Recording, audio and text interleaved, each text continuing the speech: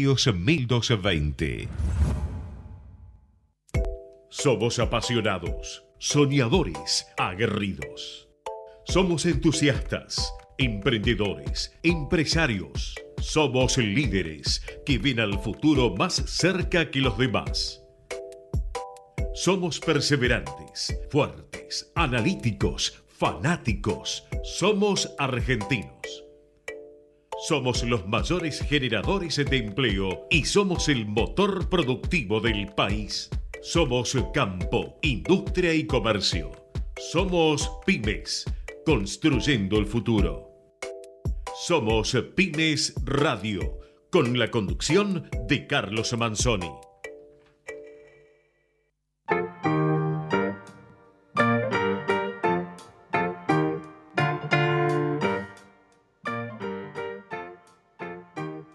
Buenos días, amigos. ¿Cómo están en esta cuarentena extendida que nos hemos enterado de que va a ser hasta el 10 de mayo? Por supuesto, vamos a desarrollar eso en el programa de hoy en Somos Pymes Radio, pero los quiero llevar por un momento más allá.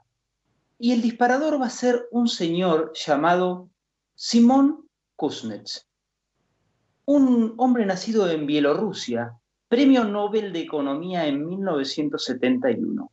Este señor, que nos parece tan alejados a nuestro país, dio una frase que quedó grabada a fuego.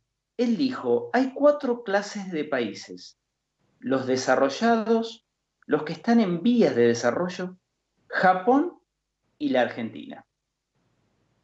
Dijo esto porque Japón, país destruido durante la Segunda Guerra Mundial, se convirtió en potencia, mientras que la Argentina, un país que era potencia hasta la Primera Guerra Mundial y un poco más allá, empezó a estancarse y llegó hasta lo que es hoy, justamente, un país que se sale de la clasificación de los países desarrollados o en vías de desarrollo. ¿Por qué les digo esto? Les digo esto porque los quiero llevar más allá del coronavirus, que es lo que nos está atravesando a todos hoy, de lo que todos estamos por estos días sobreinformados y hasta me animaría a decirles un poquito saturados. Pero es el tema de todos los días, repito. Quiero pasar al análisis del caso argentino, o llevarlos al análisis del caso argentino, este país que se sale de la clasificación. ¿Por qué? Porque otros ya están pensando en la pospandemia y ya están previendo que van a recuperarse en forma de V corta. Una gran caída este año y luego un rebote. ¿Qué pasará en la Argentina? ¿Cómo quedará la Argentina, la economía argentina, luego del paso del coronavirus?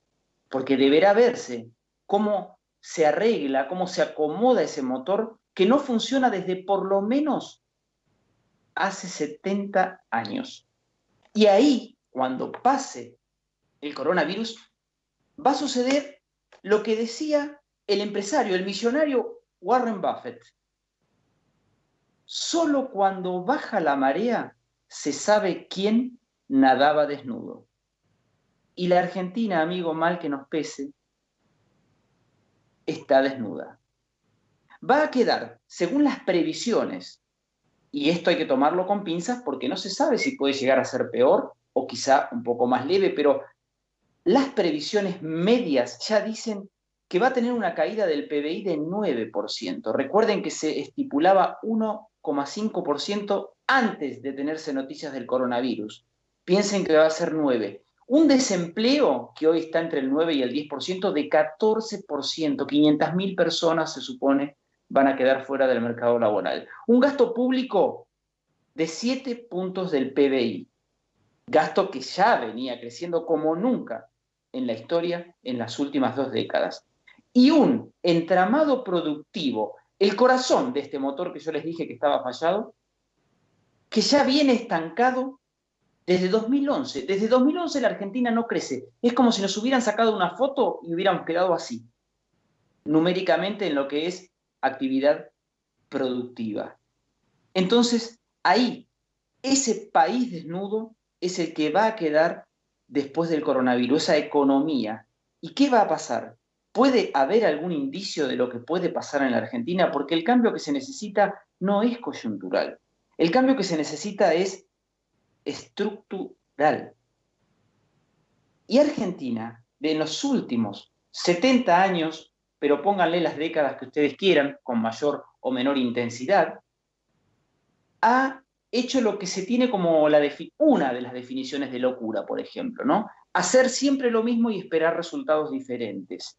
¿Qué va a hacer la Argentina después del coronavirus? ¿Va a ser algo diferente a lo que viene haciendo o va a ser lo mismo de siempre esperando que los resultados sean distintos? Bueno, los resultados hasta ahora no han sido distintos y la prueba está que uno de los indicios que va a tener el país o que vamos a tener los ciudadanos argentinos sobre lo que va a suceder cuando se pase la pandemia está en default o no default. ¿Qué va a pasar? Porque otra vez estamos enganchados en eso, otra vez hubo una oferta y otra vez hay voces dentro del gobierno que son partidarias de defaultear la deuda, con el argumento de que la deuda está viciada en su origen, porque claro, obviamente la tomó el gobierno anterior, entonces vamos de un polo a otro.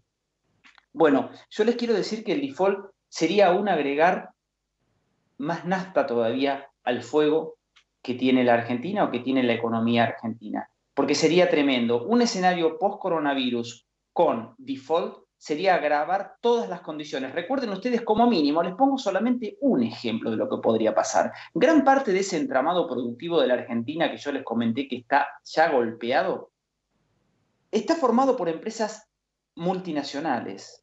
¿Ustedes se piensan que si la Argentina defaultea, esas empresas qué ánimo van a tener de invertir en la Argentina?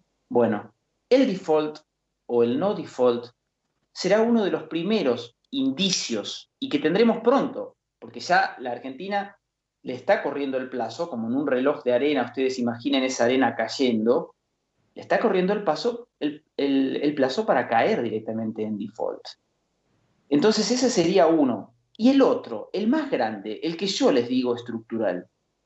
Estamos todos envueltos, anoche se escuchó la extensión de la cuarentena y todos, como les dije al principio, redondeando o rondando sobre el mismo tema. Ahora, ¿cuál es el plan económico del gobierno de Alberto Fernández para arreglar un motor que necesita ser estructuralmente arreglado? No se conoce. No lo conocemos los argentinos, no lo conoce el mundo y no lo conocen estos acreedores que deberán decir ahora si aceptan la propuesta que hizo la Argentina o no la aceptan y entonces la Argentina cae en default. Señales que hay, por ejemplo, dentro de esto de arreglar el motor. Una parte muy importante de ese motor es la conexión que tenga con el mundo, con un mundo globalizado, con un mundo que necesita del comercio, con un mundo que necesita acuerdos comerciales que han hecho que otros países crezcan. Podemos dar infinidad de ejemplos. Bueno, lo que se ha conocido y vamos a desarrollar después con mayor amplitud a lo largo del programa es que la Argentina va a paralizar las negociaciones por el Mercosur, un bloque en el que dan explicaciones, pero lo cierto es que nunca el gobierno de Alberto Fernández se sintió demasiado cómodo. Lo que se dice en este momento es que no están de acuerdo con lo que hace Bolsonaro, que se quiere cortar solo, lo dijo apenas asumió su ministro de Economía. También lo hace Paraguay, también lo hace Uruguay en cierta medida. Se dice eso. Ahora, detrás de eso hay ideología también, como está sucediendo con otras áreas del gobierno, porque detrás de eso, ¿qué hay? Otra vez volver a encerrar al país, otra vez una economía cerrada y otra vez el péndulo, ¿no? El gobierno anterior abría la economía, creía en el libre comercio, en el libre mercado, el gobierno actual la cierra, y así está la Argentina, repitiéndose, siendo una definición en sí misma de esto que es una de las definiciones de locura, hacer siempre lo mismo, esperando resultados diferentes. Entonces nos quedan incógnitas. ¿Qué va a suceder con el default? No es menor. Si es default o no es default, no es menor para la Argentina, no es un chiste. No pagar las deudas no es un chiste. ¿Nos vamos a conectar con el mundo? ¿Vamos a impulsar tratados de libre comercio que a otras naciones los hicieron desarrollarse o no lo vamos a hacer? ¿Se va a reformar el Estado? La gran pregunta. Una de las 4 grandes reformas que tampoco pudo, quiso o supo hacer el gobierno anterior, todo hay que decirlo. ¿Las va a encarar este gobierno? ¿Se va a ajustar el gasto público, que es la madre de todos los problemas de la Argentina, el exceso de gasto público que creció como nunca, desde 2003 hasta la fecha? Son incógnitas que quedan flotando y que van más allá de la actualidad, de la coyuntura que a todos nos tiene envueltos en este virus que atravesó el mundo y que atravesó distintas economías, pero que no a todos les va a pegar igual. Como dijo Warren Buffett, cuando baje la marea, se va a ver realmente quién estaba nadando desnudo. Espero que podamos empezar a vestirnos a tiempo en esta Argentina que todos queremos que salgan a flote. A lo largo del programa hablaremos con protagonistas que nos van a dar una idea un poco más clara de estos indicios que yo les dije que se van a empezar a ver, de si vamos a arreglar el motor de una manera definitiva o le vamos a hacer, como se dice mucho, ¿no?, de la Argentina, el famoso lo atamos con alambre. Lo iremos viendo en la semana, en las semanas y en los meses que quedan de este 2020 que nos ha sorprendido a todos. Comenzamos así. Somos Pymes Radio. Conocí los nuevos artefactos a LED para alumbrado público y ornamental que brindan mayor iluminación y garantizan ahorro y durabilidad. LM Sistemas Lumínicos, iluminando al país desde 1949. En Manía Muebles diseñamos tus muebles y fabricamos tus sueños a medida. Especialistas en melamina, nos especializamos en placares y muebles de cocina. Regalale diseño y confort a tu casa con Manía Muebles. Ser el mejor es independiente del tamaño de tu empresa. Seidor, el experto en soluciones SAP para pymes en el mundo, te acerca las herramientas que necesitas para impulsar tu crecimiento. Súmate a las más de 500 empresas pequeñas y medianas argentinas y ya gestionan su negocio con SAP. Ahora con alarmas Comahue, protege tu casa por 580 pesos por mes. Contrata el mejor servicio de alarmas monitoreadas para tu casa al precio más bajo garantizado. No te dejes robar, elegí Comahue y viví seguro por 580 pesos por mes. Somos Pymes Radio.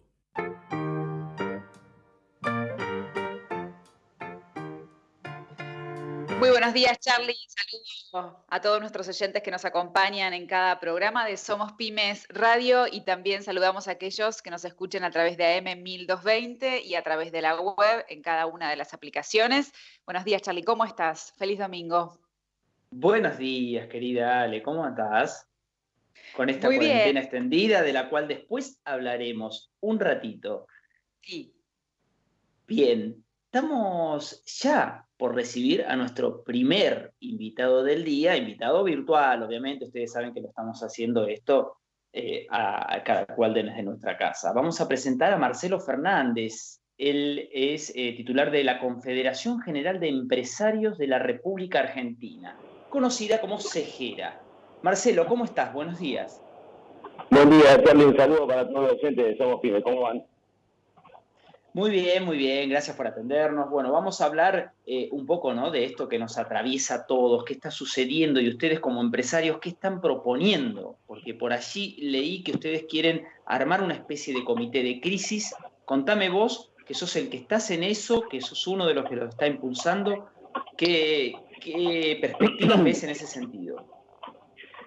Bueno, a ver, viendo y analizando que todas las medidas sanitarias que se están tomando están avaladas por la comunidad científica. Es decir, que infectólogos, científicos, investigadores están armando un comité de crisis para tomar todas las medidas más convenientes para la población para que no se expanda el virus y que nosotros no tengamos los números catastróficos que tienen otros países.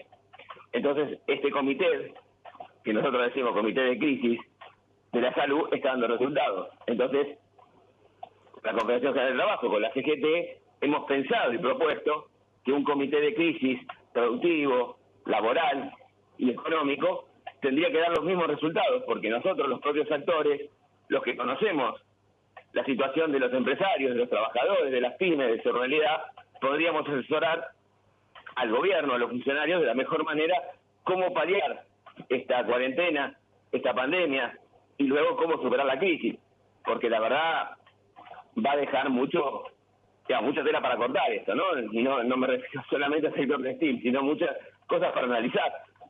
Al extenderse ahora la cuarentena, el comercio, que es el primer eslabón productivo, es el que tiene contacto con la gente, va a tener muchos problemas.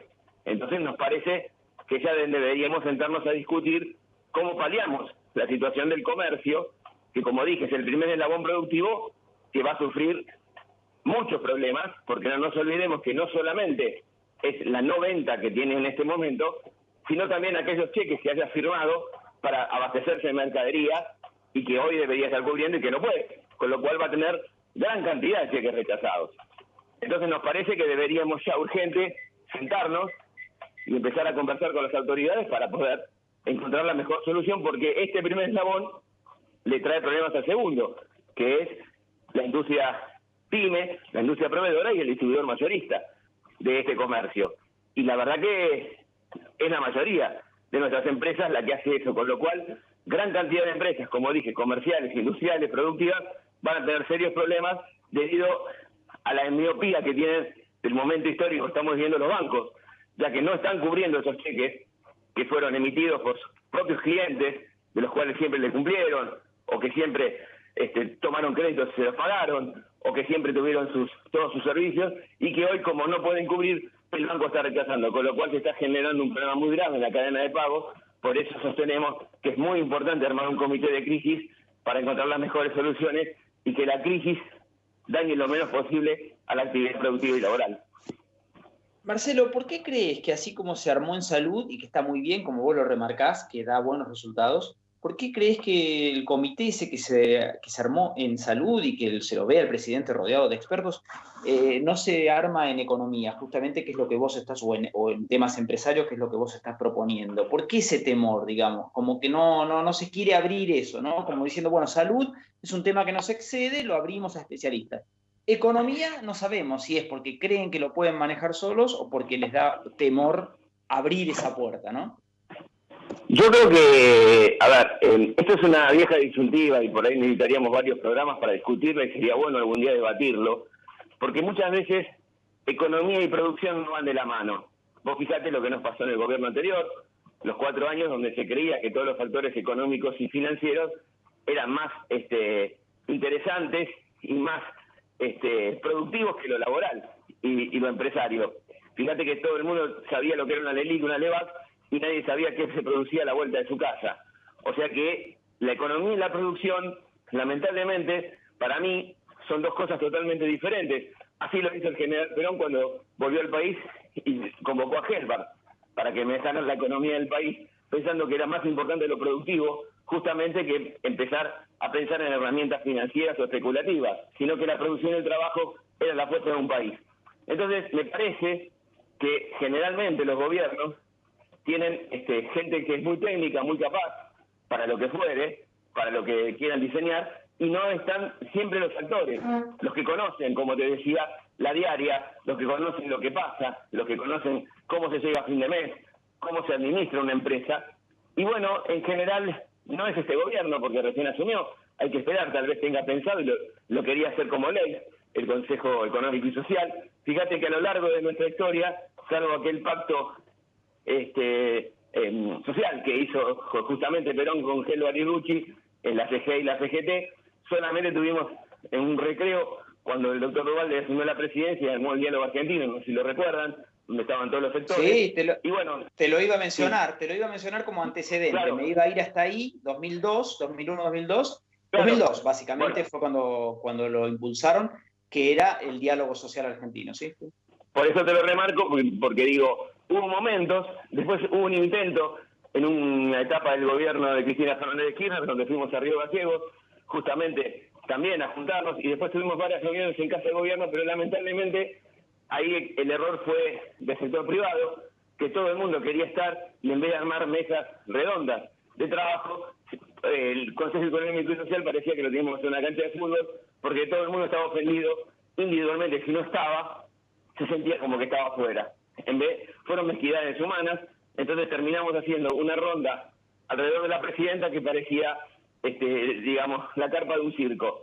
Entonces imagínate que si todos querían opinar y todos querían hablar, y en realidad todos los presidentes o secretarios generales de algún lado somos habladores y pedimos la palabra, imagínate que si había 100 personas, eso terminaba a las 1.500 o no podías transmitir nada, con lo cual fracasó.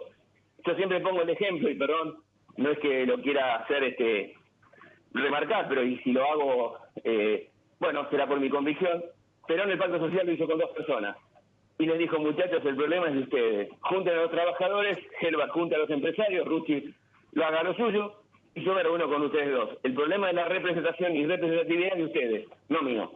Entonces, eso es lo que se debería hacer ahora. Yo creo que no hay muchas instituciones de tercer grado representativas, no las hay, tal vez haya más que en aquella época del 73, donde evidentemente la Confederación Social Económica casi nucleaba a todo el sector, menos a la Unión Industrial y a la Cámara Argentina de Comercio. Hoy podría ser más o menos lo mismo, y bueno, y la CGT deberá tratar de ampliar hacia la CTA y hacia esos sectores obreros que no están representados, que tengan una silla, y poder armar algo muy compacto, donde se discutan las mejores ideas, para paliar esta crisis, pero también, una vez superada, Charlie, para poder presentar hacia dónde queremos ir, y que haya políticas de Estado, y que venga quien venga el gobierno no las pueda cambiar. Marcelo, si te dieran esa posibilidad, ¿cuál es qué medida concreta vos aconsejarías instrumentar? Vos decís por esta crisis, o vos decís a futuro, suponiendo que la superemos. No, yo te diría una hora en este comité de crisis que impulsás y otra después, porque es muy importante, lo dije hace minutos, es importante el después, cómo la economía argentina va a empezar a funcionar después. Ya la mayoría de los países está diciendo que van a recuperarse en B, o sea, van a caer mucho este año y van a rebotar. No creo que estemos entre esos países, ojalá Dios quiera que sí, pero bueno. Mirá, la primera y esencial es que no puede ser que todos estemos pasando este momento, que todos estemos haciendo un esfuerzo, empresarios, trabajadores, y realmente alguien que lo está haciendo, y mucho, es el Estado. Yo leo críticas o leo algunas cuestiones que se están planteando, y creo que nadie mide lo que está haciendo el Estado, que se le va a volver en su propio perjuicio, porque la emisión sabemos los problemas que trae, porque todo el gasto que está teniendo sabemos los problemas que trae, porque el déficit fiscal también sabemos, mejor lo va a explicar un economista que yo, pero sabemos lo que va a traer esto, una flor de pandemia.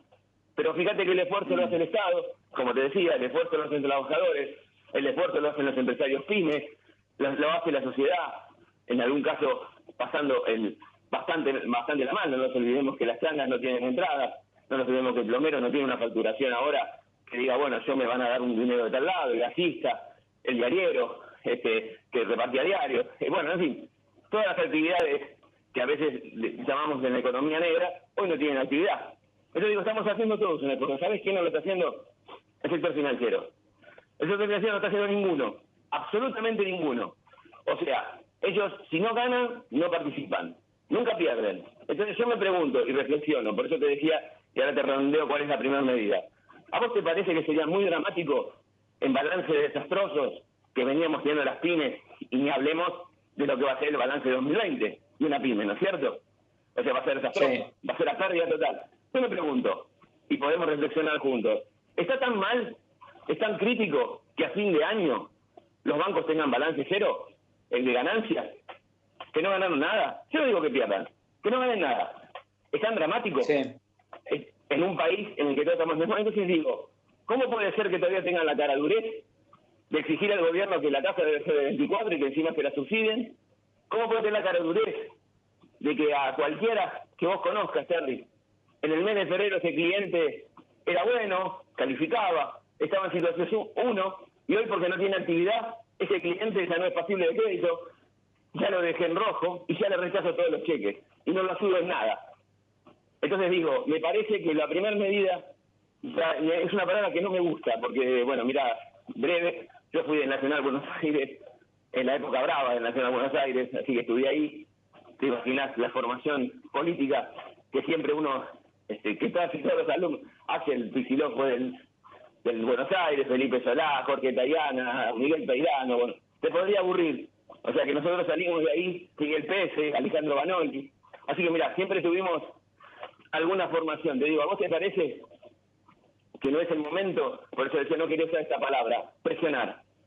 Hay que presionar a los bancos, hay que presionar, la sociedad debe presionar a que este sector haga el esfuerzo, que ayude, que vuelque gran parte de las ganancias que tuvo con nuestros propios ahorros, no con recursos genuinos, con nuestros propios ahorros, las ganancias que tuvo, y nos ayude a salir de esta crisis de la mejor manera. Esa sería la medida hoy de la pandemia. Y la segunda, para cuando salgamos, algo que nos debe ser enseñanza, y te lo dice un exdiputado que fracasó en su intención de hacerlo, y que realmente, como los vientos eran de a favor y de cola ya por el 2007, 2008, 2009, 2010, no pudo hacerlo, que es la Ley de Defensa de Producción y Trabajo Nacional. Nosotros deberíamos tener esa ley, que ningún gobierno la pueda tocar, solamente una dictadura, como lo hizo, derogar de artículos, pero deberíamos tener la Ley de Defensa y Producción del Trabajo Nacional, donde abarcaría todo, abarcaría la defensa del mercado interno, la defensa del trabajador en cuanto a suspensiones y despidos, la defensa del mercado interno, la defensa de la pyme ante estas crisis, la defensa ante el sector financiero, que nos quiere cobrar tasas usurarias sin importarle nuestra situación. Así que me parece que cuando nosotros salgamos de esto, Sejera va a proponer, y espero que nos acompañen todas las entidades, la Ley de Defensa y de la Producción y el Trabajo Nacional, porque es la única manera que nos vamos a recuperar. Bien, y bueno, esas son dos medidas muy claras. Una para ahora, apuntarías al sector financiero, y otra para después, al corazón de lo productivo. También tendríamos para varios programas para hablar de cuán competitivo debe ser también la industria nacional.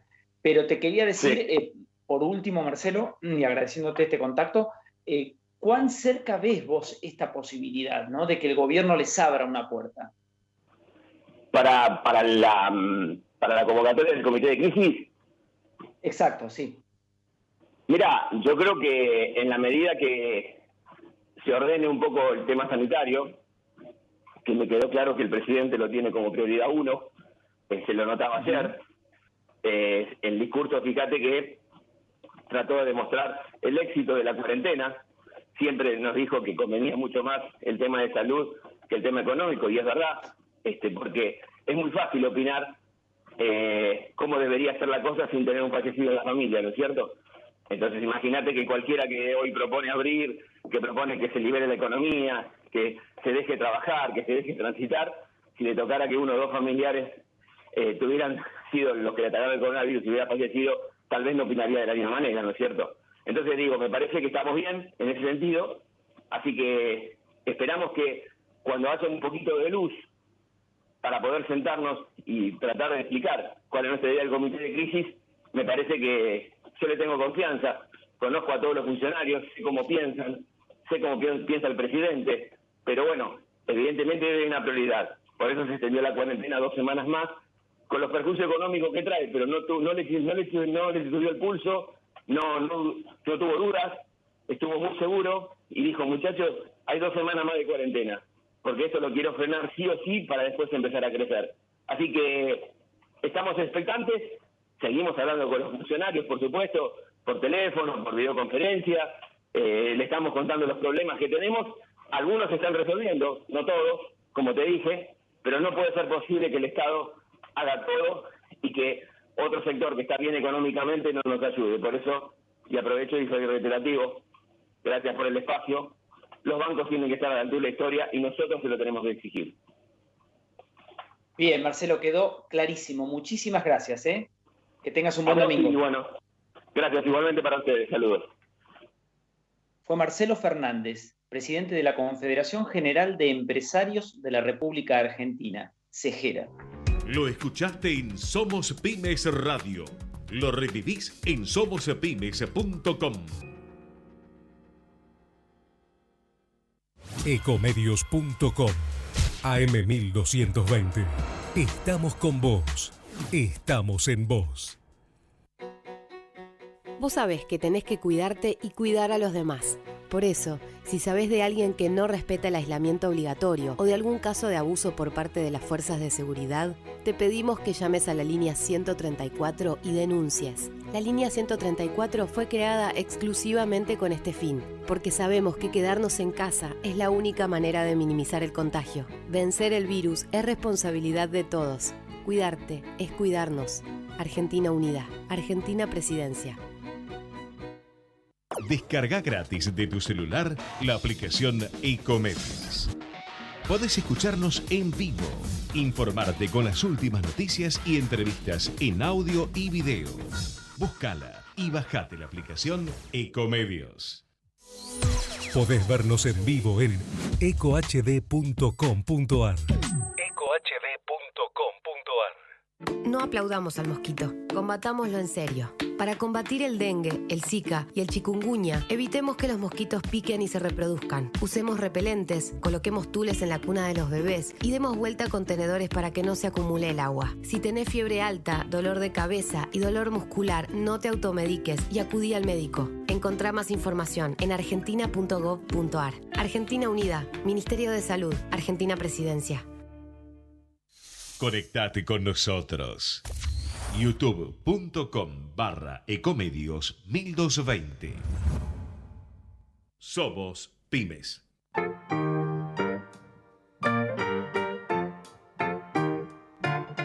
Continuamos con nuestro programa. Aquí estamos, Somos Pymes Radio. Saludamos a todos los que se van sumando. Muy interesante, lo que estábamos escuchando de Marcelo Fernández. Charlie, ¿andas por ahí? Sí, sí, muy claro, muy claro. Marcelo siempre es muy claro y tiene muy definido lo que quiere, ¿no? Así que bueno, lo explicó muy bien al aire.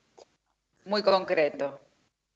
Vamos a ir ahora a sumar a la mesa virtual a alguien que también tiene muy claro sus conceptos y que es un hombre de la casa. Vamos a hablar nos va a acompañar el día de hoy Lionel Paredes, especialista en comercio internacional, profesor, escribe en La Nación, es consultor de empresas y nada del Mercosur le es ajeno. Así que ya mismo lo saludamos y lo introducimos en este tema de que la Argentina paraliza negociaciones por el Mercosur. Lionel, querido, ¿cómo estás?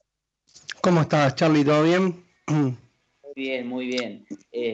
Bueno, tratando de conocer un poquito más de este tema. ¿Qué nos pasa? Ya el gobierno no miraba con buenos ojos el Mercosur desde entrada. Yo no sé si fue un discurso para la tribuna o realmente quiere abrirse de eso, pero ya antes del coronavirus había unas rispideces ahí con los socios del Mercosur. Sí, ya es más, te lo tiro un poquito más para atrás. En realidad, hasta cuando asumió, viste que dijo que el primer momento que iban a rever el acuerdo con la Unión Europea y bueno, y eso después se enfrió. Mirá, esto preocupa al campo, lo habrás visto, salieron o sea, con opiniones duras. Vos imaginate que la Argentina cerrarse a las negociaciones con Corea del Sur, Singapur, el Líbano, Canadá, la India, entre otros países, para mí sería una muy, muy mala decisión. Yo ayer estuve hasta altas horas de la noche hablando con gente del gobierno y ellos me decían que era una política de Estado. Está bien, yo la entiendo, pero para mí es volver al pasado, es volverse a cerrar al mundo. Vos recién lo decías, si Argentina entra en default, sería catastrófico.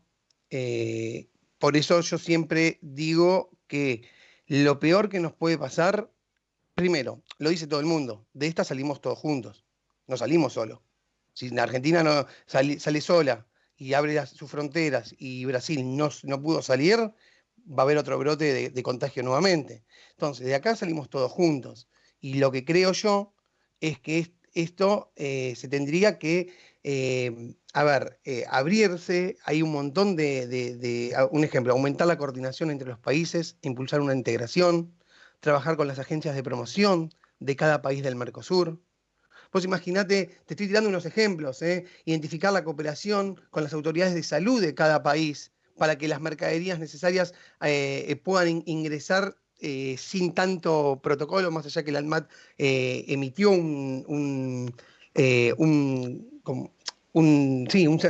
o sea, una norma donde dice, un comunicado, ahí no me sale la palabra, donde dice que, bueno, que aceleraba, bueno, no sé, o sea, todo lo que es barbijos, o sea, todos productos de necesidad primaria para hacerle frente a esta pandemia.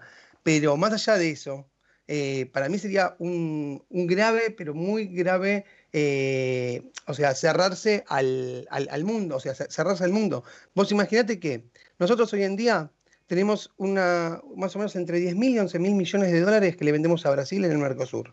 Y tenemos unos aranceles preferenciales porque no tenemos competencia con nuestros productos dentro del Mercosur a los países que le vendemos. Pues imagínate que si Brasil, Uruguay, Paraguay, o sea, no sé, a ver, nos penaliza y ellos empiezan a hacer nuevos acuerdos con otros países. Nosotros podríamos, o sea, se podría peligrar el comercio con Brasil, te estoy diciendo Brasil porque es uno de los socios más importantes nuestros, que son 11.000, aproximadamente, entre 10.000 y 11.000 millones de dólares. Todo lo que, 11 veces lo que exporta, más de 11 veces lo que exporta el complejo vitivinícola argentino, para ponerlo en contexto. Exactamente.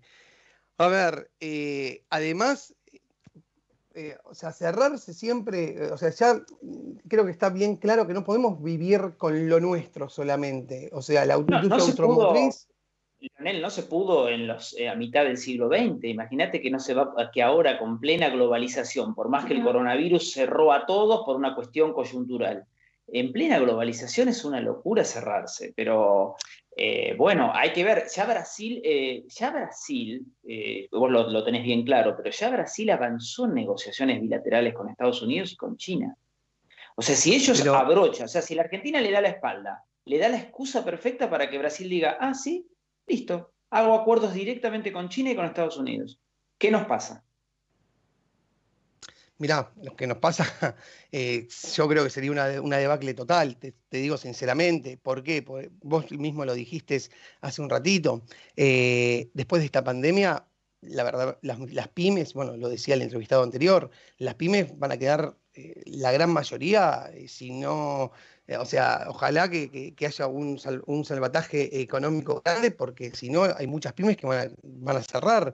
Y hoy en día, ante todo esto, vos lo que tenés que hacer es tratar de atraer inversores, tratar de abrirte, tratar de hacer nuevas negociaciones, tratar de impulsar nuevas iniciativas para que las pymes, está bien, está todo parado acá adentro, bueno, tratemos de salir, aunque sea a exportar a Uruguay, a los países miembros del Mercosur, y no cerrarse y ponerse una posición, decir, bueno, no, yo no participo y pongo excusa a la pandemia. Al contrario, vos lo que tenés, para mí, es una opinión mía y lo veo reflejado, que uno lo que tiene que hacer es tratar de colaborar y, como dije anteriormente, salimos entre todos, o sea, tratar de generar más, o sea, que vengan inversiones al país.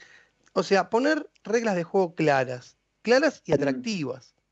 Sí, Leonel, ahora, ¿en qué crees que puede quedar para explicar bien lo que significó esto del gobierno? O sea, ¿en qué puede quedar esto que anunció el gobierno? Cuando vuelve a la normalidad luego del coronavirus se ve cómo nos volvemos a relacionar con el Mercosur, que directamente sacamos los pies del plato. Lo que pasa es que eso a mí, a ver, viste que no solamente este gobierno, hay muchos ejemplos. Te doy un ejemplo. El impuesto al cheque era transitorio y se quedó. Ingresos brutos era transitorio y se quedó. ¿Me entendés? O sea, entonces yo tengo miedo. Sí, lo malo queda y lo bueno se va cambiando. Claro, yo lo que a mí me da a pensar es que digan, bueno, es transitorio y después salimos de esta pandemia y volvemos a la vida normal, entre comillas, y no seguimos participando de las negociaciones y nos seguimos cerrando. Y ya tuvimos una mala experiencia. Al cerrarse al mundo, después te quedas aislado. A ver, según ellos, dicen que esto no surge como un capricho, sino como una visión sobre el modo de fortalecer las relaciones con las naciones del bloque regional la hermandad no solo es noble, sino potente, y se funda en la reconstrucción del tejido social y productivo de nuestros países. Estoy leyendo textualmente lo que mandó ayer a la noche Cancillería Argentina en un comunicado de prensa.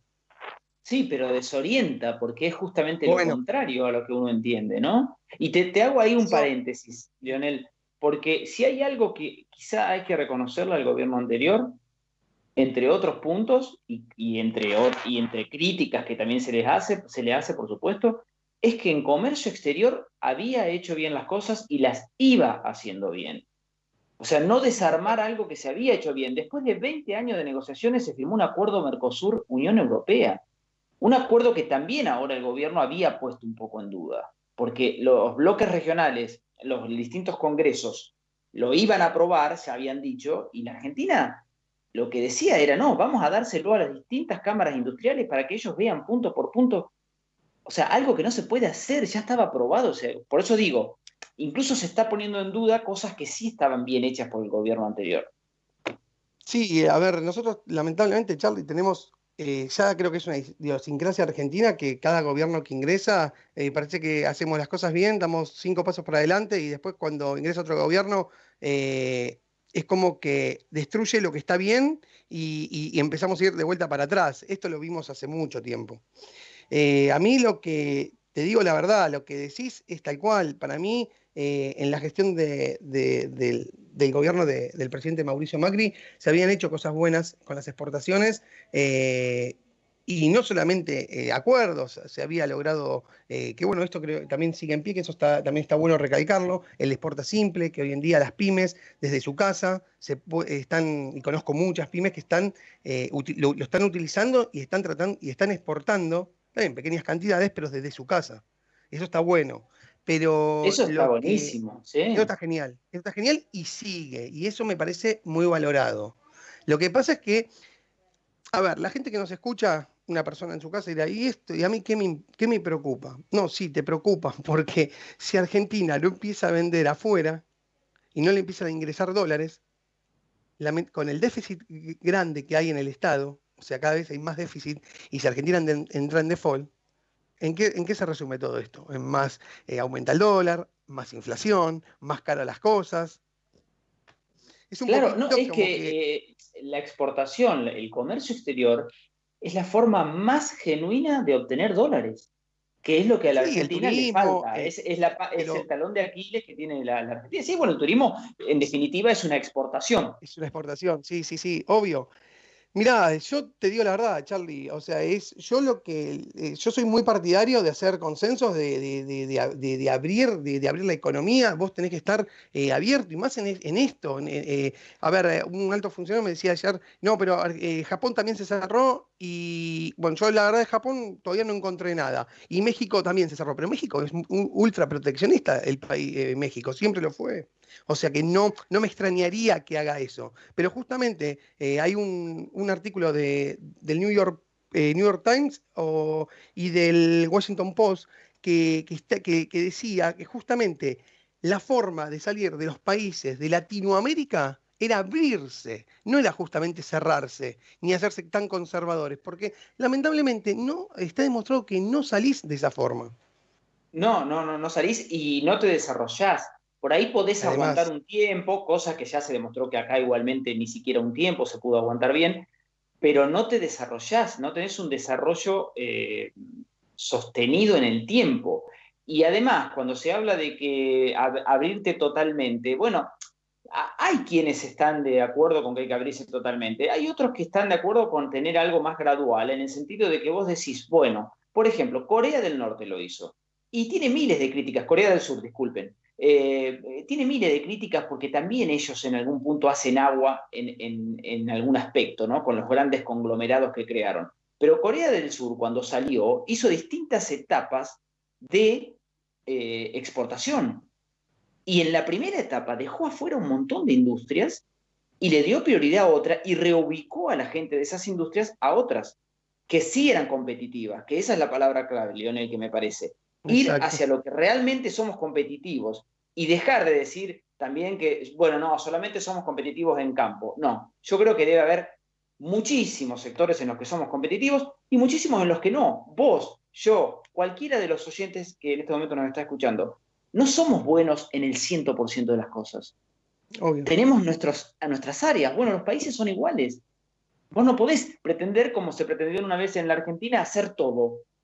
Desde un microchip hasta un tanque de guerra. Entonces yo digo, porque la primera crítica, cuando vos decís, abramos la economía, hagamos comercio libre, como intentó hacer, repito, el gobierno anterior, y lo había hecho bien, es una de las asignaturas que hay que tildarle como bien, se criticaba que no se protegía la industria nacional. Bueno, hay que proteger ciertas industrias y a otras ayudarlas para que se reconviertan. Justamente, Charlie, no es abrir la economía porque si, imagínate que una empresa que hace zapatos, si yo te traigo zapatos de China a $1, por darle un ejemplo, y es obvio que se va a fundir la empresa. Entonces vos no tenés que hacer eso, vos tenés que proteger la industria nacional, pero adaptarle que sea competitiva y que sea y cada vez que mejore la calidad para poder competir en diferentes partes del mundo.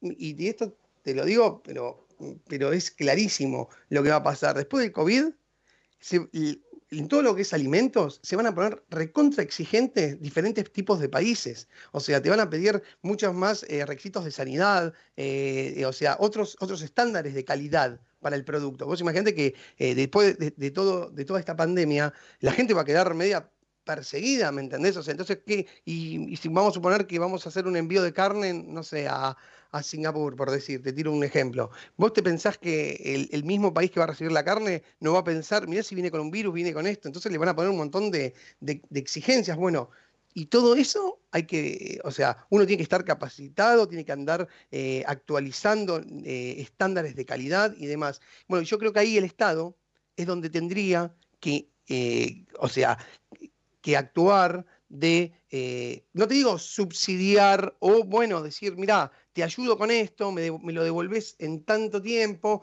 una mitad podría ser un 40, un 30 a fondo perdido, como se hace mucho en países europeos, para por lo menos incentivar a la pyme.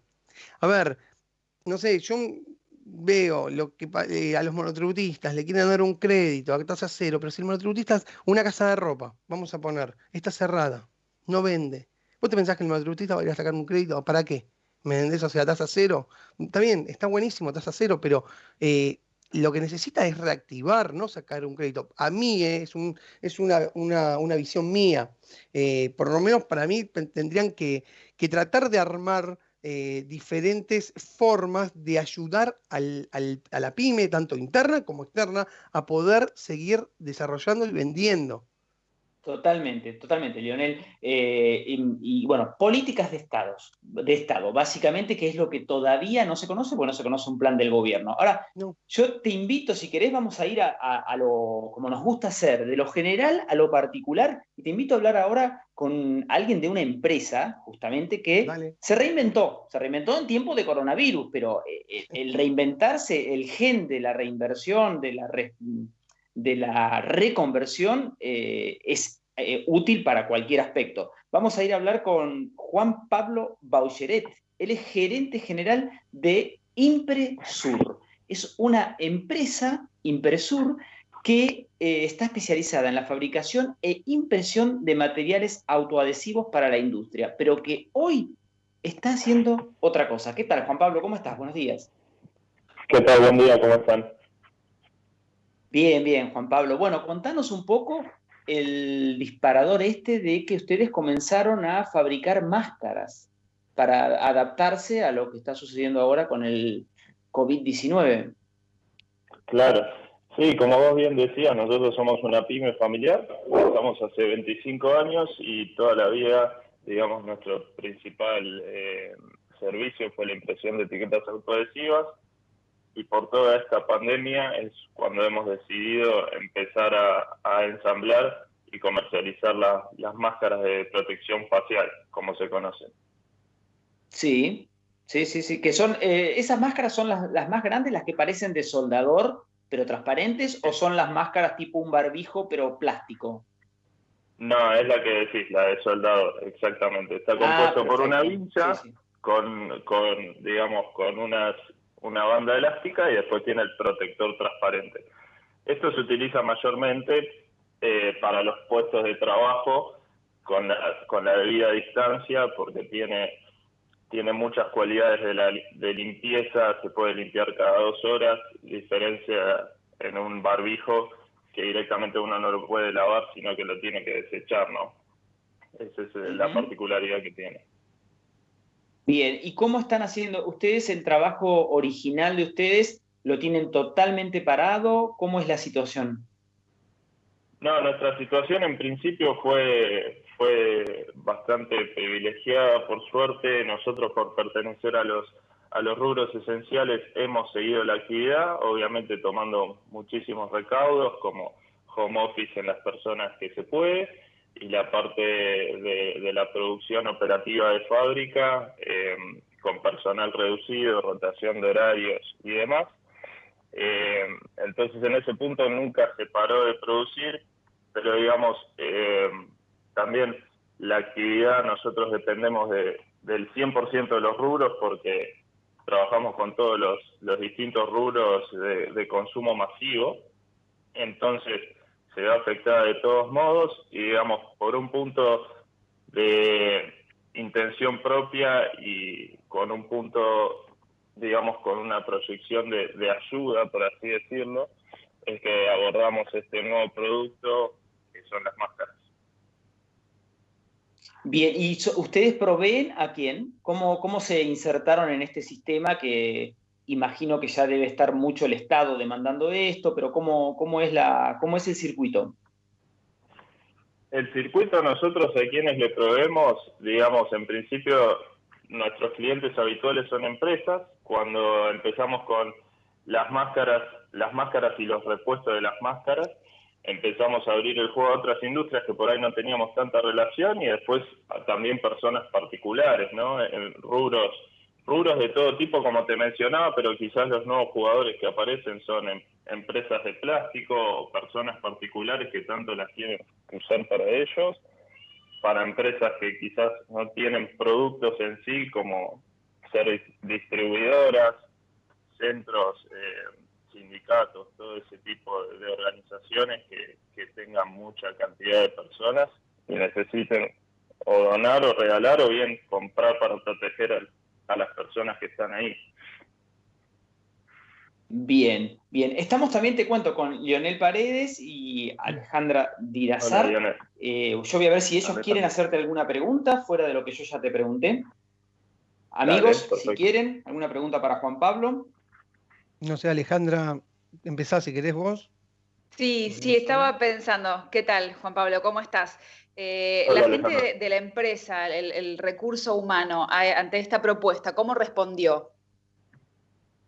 La verdad, la respuesta fue muy buena, principalmente porque es algo que es bien recibido por cada persona a quien le decís que lo hace. Entonces en ese punto creo que es como algo motivacional importante para las personas.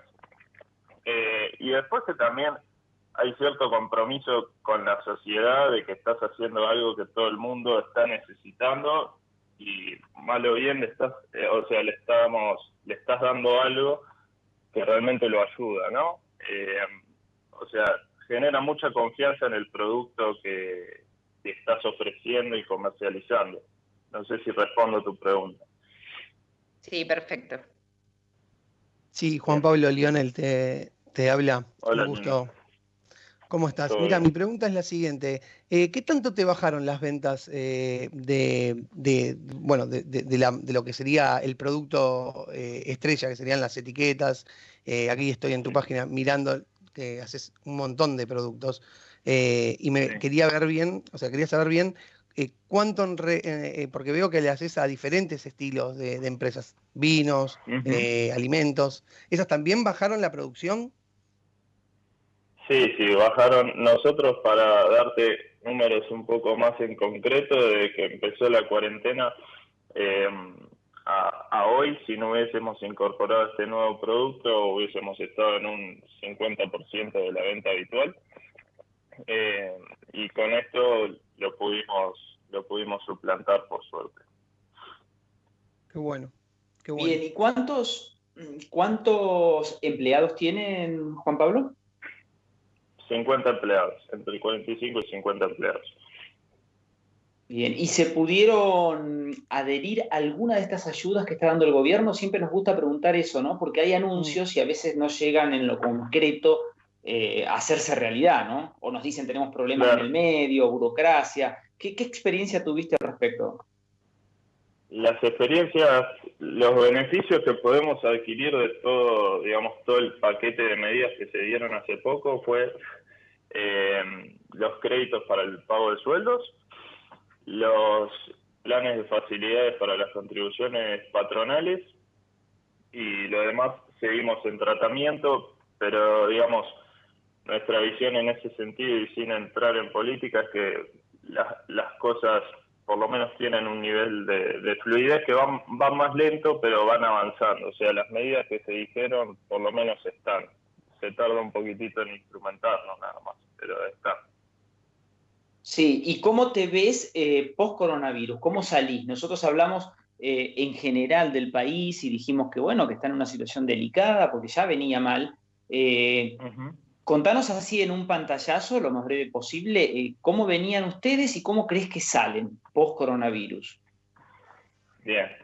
¿Cómo veníamos nosotros con varios proyectos de crecimiento, tanto en infraestructura como en lanzamiento de productos, que bueno, lo pudimos materializar algo de lo que veníamos trabajando en este nuevo producto, un proceso de profesionalización muy grande en la empresa, que en cierto punto no se detiene, sigue, solamente que, como bien decía, se hace un poco más lento.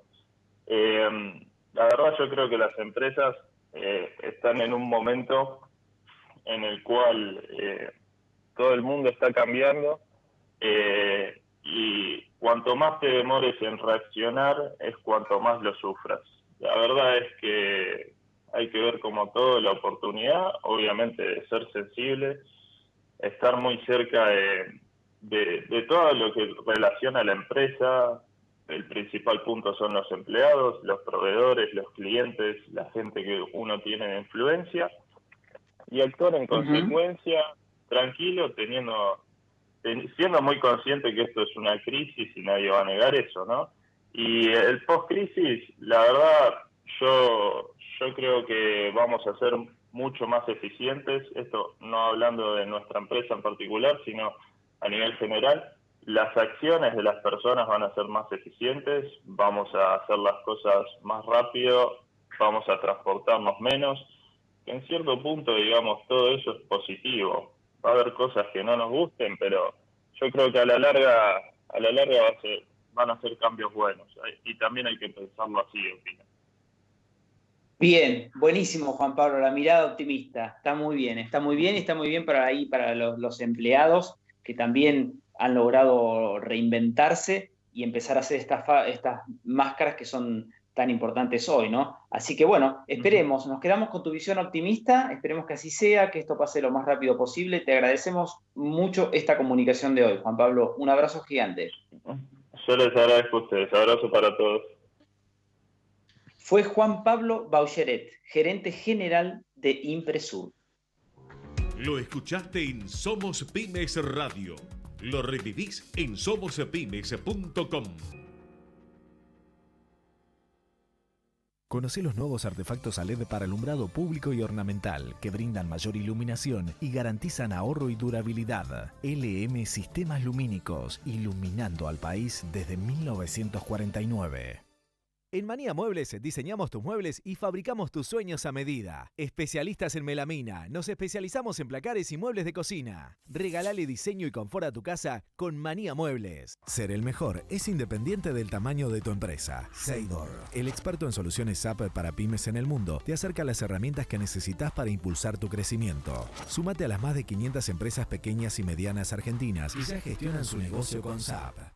Ahora con Alarmas Comahue, protege tu casa por 580 pesos por mes. Contrata el mejor servicio de alarmas monitoreadas para tu casa al precio más bajo garantizado. No te dejes robar, elegí Comahue y viví seguro por 580 pesos por mes. Desde Buenos Aires, transmite LRI 224, AM 1220, Ecomedios. Vos sabés que tenés que cuidarte y cuidar a los demás. Por eso, si sabés de alguien que no respeta el aislamiento obligatorio o de algún caso de abuso por parte de las fuerzas de seguridad, te pedimos que llames a la línea 134 y denuncies. La línea 134 fue creada exclusivamente con este fin, porque sabemos que quedarnos en casa es la única manera de minimizar el contagio. Vencer el virus es responsabilidad de todos. Cuidarte es cuidarnos. Argentina Unida. Argentina Presidencia. Llegó MGN Salud, medicina privada. MGN Salud es más servicio, más beneficios y excelente atención con los mejores médicos. Llama a MGN Salud al 4629-3351 y aprovecha tus aportes. Recordá, 4629-3351. Con MGN Salud todo es más fácil. Superintendencia de Servicios de Salud, www.sssalud.gov.ar, 0800-222-72583. RENEM, número 117924. La información que pasa por ECO está en ecoya.com.ar. Ecoya.com.ar. Conectate con nosotros. Contestador 5-254-2353. Somos como vos. Somos pymes.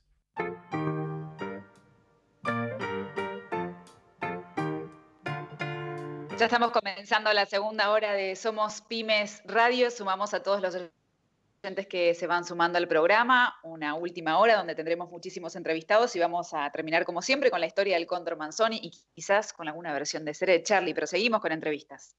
Por supuesto. Y ahora nos vamos a ir a hablar con un hombre que allá por noviembre de 2012, cuando lo entrevisté para el diario La Nación, era presidente de la UIA y me dice, el título fue, el tren del desarrollo vuelve a pasar y no lo estamos tomando. Fíjense, pasaron 8 años, vamos a volver a hablar con José Ignacio de Mendiguren, hoy presidente del Banco de Inversión y Comercio Exterior, vice. ¿Qué tal? ¿Cómo estás, José? ¿Cómo andás tanto tiempo recordando, mirá, aquella nota con vos? Era un momento... Sí, me acuerdo, allá en la sede de la UIA, y cuesta decirte José, pero uno por respeto, ¿no? Siempre cuando hablamos es vasco. No, yo soy vasco, quédate tranquilo. Si me decís José ni me doy vuelta, ya me olvidé del nombre, yo soy el vasco, sí. Suele pasar, tengo varios allá en mi pueblo que si uno les dice el nombre real no se da vuelta. Pero bueno, podríamos hablar de estas cosas más divertidas, pero tenemos que ir a la realidad de lo que está pasando en la Argentina, Vasco, y te vamos a preguntar desde tu rol, ¿cómo estás viendo? Bueno, el tema de la inversión, del comercio exterior. Sí, bueno, como vos decís, es un momento atípico, ¿no? Mirá que yo fui el primer ministro de la producción que tuvo la Argentina a nivel nacional en toda su historia. Me tocó hacernos cargo de la explosión de la convertibilidad, era terrible aquello. El país había decretado el peor default de la historia de la humanidad, 18 monedas circulaban en la Argentina, el club del trueque, los bancos cerrados, bueno, desde lo político, 5 presidentes en 10 días, que se vayan todos, era terrible, ¿no?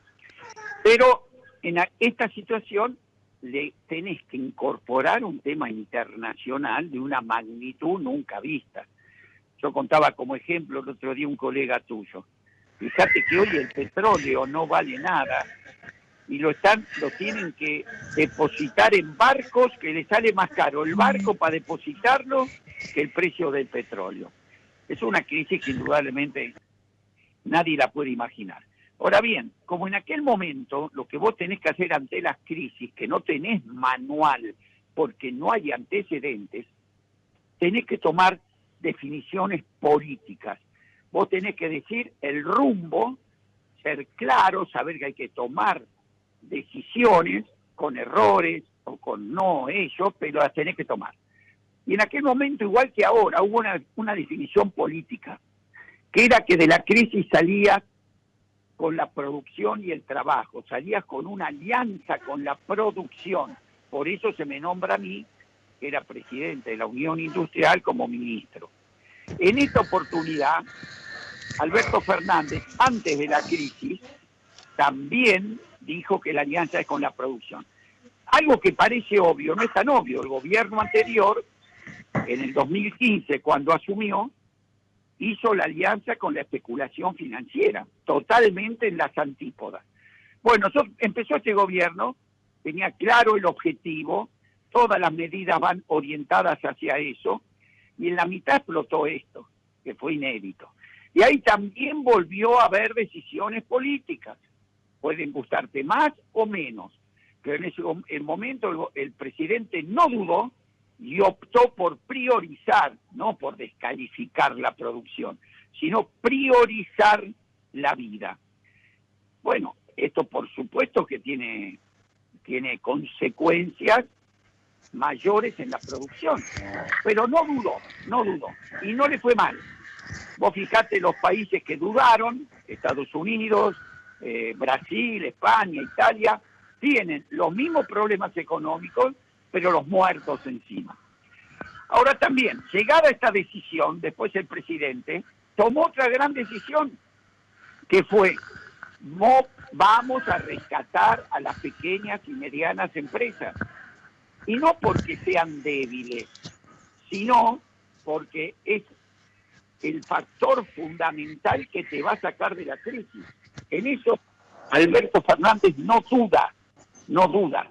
Sabe que el camino es ese. Vasco, discúlpame, no sé si te estás moviendo, porque por momentos te perdemos. A ver, ahora. Ahí perfecto, pero por momentos es como que te perdemos. Pero el concepto estaba claro, dijiste que no duda Alberto Fernández en que lo principal es, bueno, el tema sanitario en principio, y que su idea era impulsar el motor productivo de la Argentina cuando nos atravesó esta pandemia, ¿no? Claro, es decir, lo que él ve, que lo de la pandemia nadie puede saber, pensó que iba a ser por un plazo determinado, el mundo tampoco lo sabe. Entonces lo que él ha hecho, como otra definición política, es decir, no vamos a volver a la vieja teoría del déficit fiscal, priorizándolo e inmolándonos por el déficit fiscal en la economía, sino que vamos a asistir a todo ese entramado de pequeñas y medianas empresas. Y destinó 850 millones de pesos, 3% del Producto Bruto, para que esto sea real. Ahora bien, ¿con qué nos encontramos? Que la decisión política está, la plata está, pero y la necesidad imperiosa, ya casi desesperante, de las pymes también lo tenemos. ¿Qué nos está costando? Esta es la verdad. Poder implementar en forma ágil, rápida, rotunda para que llegue. Mira, yo soy textil. Mi sector en el mes de marzo, la mitad facturamos. A partir de abril, nada. Quiere decir que algunos gastos al principio pudimos afrontar por esa facturación que habíamos tenido en marzo. Pero a partir de abril, tu facturación se cayó de 100 a 0. Eso lo sabemos. Sí. Y sabemos sí, lo por eso el mes clave es mayo, porque en mayo tenés que pagar sueldos con una cuarentena que duró todo abril, íntegro. Exactamente, pero ya los sueldos de abril ya los tenemos que pagar. ¿Qué hizo el presidente también en esto?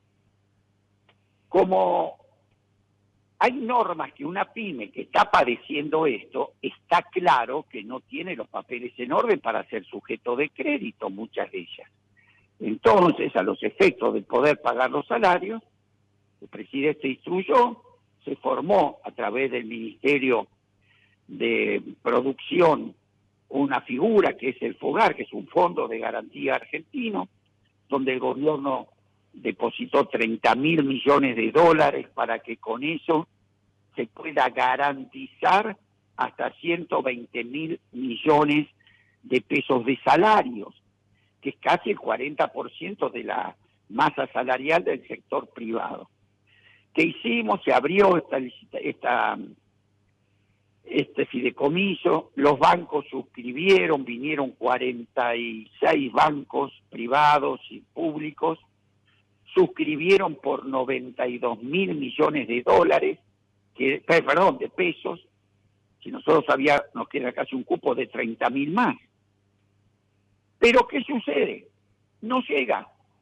Los bancos no están obligados a darlo. Entonces, nos lo han dado, solamente un 40% de eso se está utilizando. Así que tenemos que arbitrar, y lo estamos monitoreando nosotros y lo pasamos al Banco Central, los datos del comportamiento de los bancos. Entonces, tenemos que cambiar, yo creo que hay que cambiar normativas rápidas, porque si no, la voluntad política del presidente, más los fondos destinados, no alcanza por un problema de implementación. Así que en eso es que hay que trabajar no mucho. Quieren, hasta lo que yo entiendo, porque ellos quieren una garantía mayor del Estado, ¿no? O sea, dicen, nosotros no nos alcanza la garantía que nos pueden dar una X empresa. Queremos, ¿es eso lo que está sucediendo o hay alguna traba más? No, es cierto. Los bancos lo que pueden pedir es una fianza personal, pero no ni hipoteca, ni prenda, ¿correcto? Eso solo. Claro. Pero mira, yo para saber lo que pasaba en estas 5 últimos días, nos juntamos con más de 600 cámaras empresarias y empresas de la provincia de Buenos Aires, de la provincia de Santa Fe y la provincia de Córdoba. Es decir, sacamos el banco a la calle. ¿Para qué? Porque además de mostrar nuestras líneas, queremos escuchar qué es lo que está pasando, los problemas concretos de la región. Porque a veces de Buenos Aires, vos no podés comprender toda la problemática. Y bueno, estamos con todas las inquietudes que nos han dado a partir de, ya ayer viernes trabajamos mucho, asesorando, llevando todos nuestros requerimientos al Ministerio de la Producción. El Ministerio de la Producción ha habilitado un link para que las empresas que tengan este inconveniente se comuniquen con el banco para poder agilizar estos trámites. Pero sabemos que la situación es compleja, sabemos que a medida que la cuarentena se va extendiendo, vos podés darle un crédito a una empresa, podés darle un subsidio, como se pueden dar para los sueldos, pero hasta que el nivel de actividad no vuelva, te imaginás que el problema no se soluciona. Así que bueno. Una vez me lo decía un productor de vinos en otro momento, ¿no? Era este momento de emergencia, pero me decía, yo, ¿para qué quiero un crédito? Si lo que yo necesito es que a mí me compren el vino, que haya gente que me lo compre. Bueno, en este caso estamos en la misma. Si no se puede operar, no hay... Yo soy textil, vos trabajás por temporadas. Calcula hoy todos los que han hecho su temporada de invierno para venderlo en estos meses y no lo puede vender. ¿Te imaginas que ese capital de trabajo lo tenés que preservar hasta el año que viene? Porque no vas a vender invierno en el verano. Y además, muchos de ellos han dado los cheques que esperaban levantar con la facturación de la temporada. Es decir, estamos en la problemática individual de cada uno de estos sectores, que son muy difíciles, pero le tenemos que encontrar una solución. Esperemos, porque también sabemos que todo lo que vos puedas dar es poco para una pyme hoy, en la situación que está. Y que siempre tenés la sensación que el problema lo vas corriendo de atrás, porque nadie pensaba que la pandemia primero iba a durar la cuarentena más de 15, después de 15 lo llevamos más largo. Hemos tenido un éxito en materia sanitaria extraordinario, sobre todo cuando lo comparás contra otros problemas del mundo. Bueno, ahora lo que tenemos que darle la solución y poner toda la energía ahí a los problemas que se suscitaron como contrapartida en la producción, ¿no? Sí, totalmente. Es lo sanitario y lo económico. Vasco, estamos en esta mesa virtual con Alejandra Tirazar y Lionel Paredes. Yo les voy a dar el paso para ver si ellos quieren hacerte alguna pregunta. Después volvemos y te hago algo más de lo que pasó desde aquella nota hasta acá. Tenemos mucha tela para cortar. ¿Cómo no? Hola Vasco, Lionel Paredes te habla. ¿Cómo andás? Bien. Te voy a sacar un poquito y te voy a llevar un poquito a lo que pasó hace, 2 días atrás, el viernes, que Argentina informó que dejará de participar de las negociaciones externas en el Mercosur. Me gustaría saber tu opinión y si dentro de esta pregunta también te abro otras y ya me las contestás. ¿Vos creés que esto es volver de vuelta a cerrarse al mundo? A ver, primero definitivamente no. Lo que sí me parece es que ser muy práctico. Es decir, cuando vos no sabés cómo el mundo quedó colocado, porque no lo sabemos, lo que sí te puedo asegurar que el mundo a partir de esta pandemia va a ser un mundo totalmente distinto, que lo primero que van a cuidar todos en forma muy firme son sus mercados internos, sus mercados externos, es decir, van a poner todo para poder vender afuera de su país lo que no pueden vender adentro de sus mercados. Pensá lo que es esto, una economía como la china, como la americana, como la europea, los saldos que van a tener para colocar en el mundo subdesarrollado. Entonces vos ante esto, lo primero que tenés que hacer para arrancar, como hablábamos antes, es parar la pelota y ver qué pasa. Acordate que el gobierno anterior, al presidente Macri, le vendieron un mundo que no existía más. Él quería salir a integrarse con un mundo que no existía. A él habían dicho que el mundo era globalizado. Y los dos fundadores de la globalización, que eran Inglaterra y Estados Unidos, se habían bajado.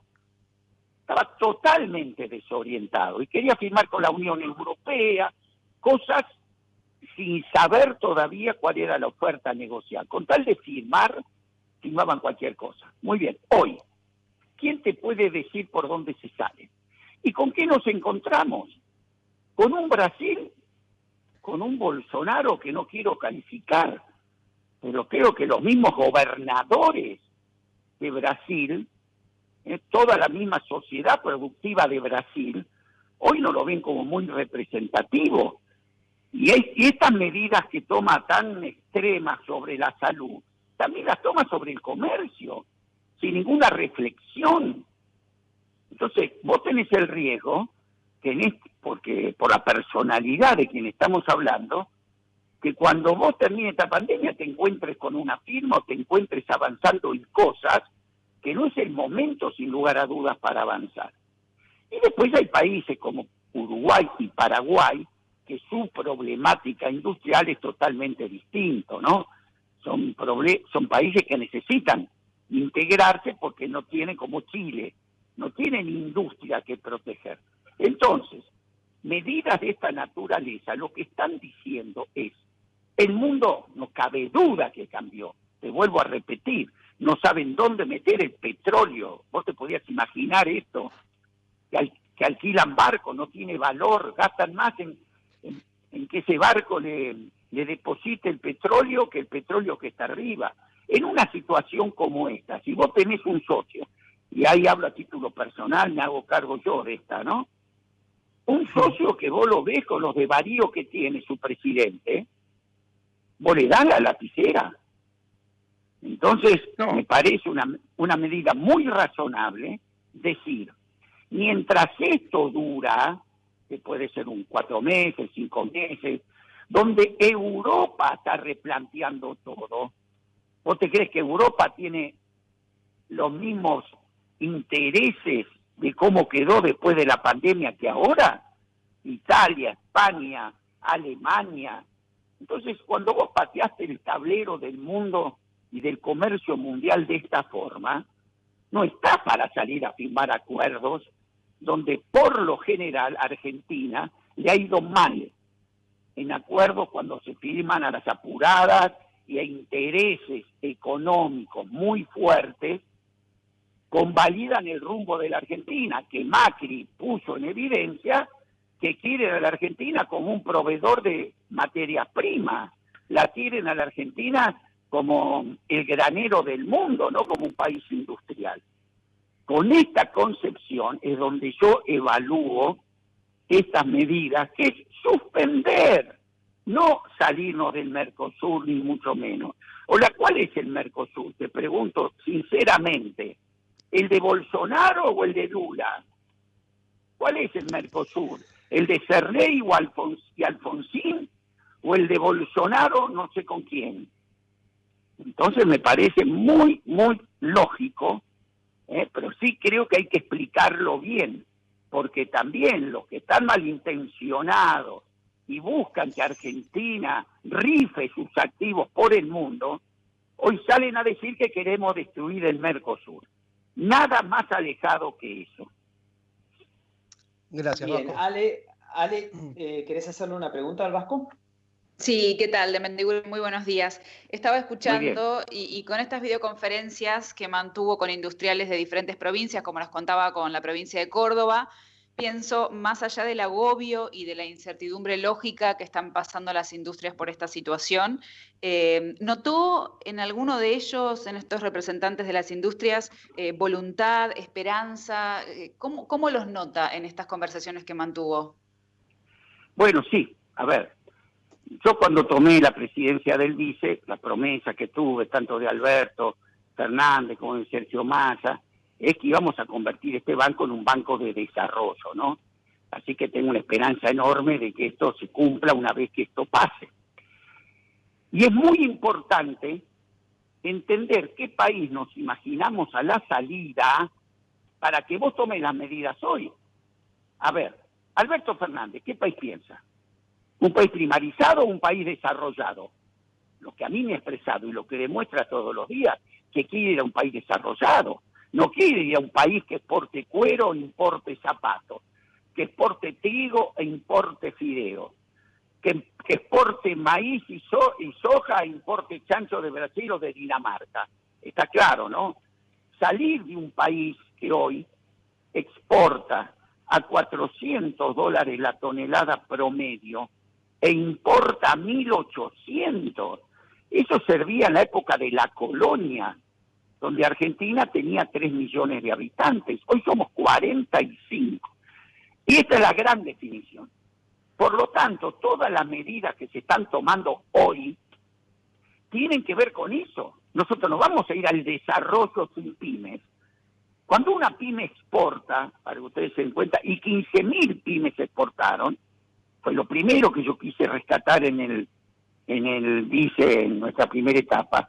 La pyme exporta a razón de 5 veces, 5-1, el precio de lo que exportan las exportadoras tradicionales de la Argentina.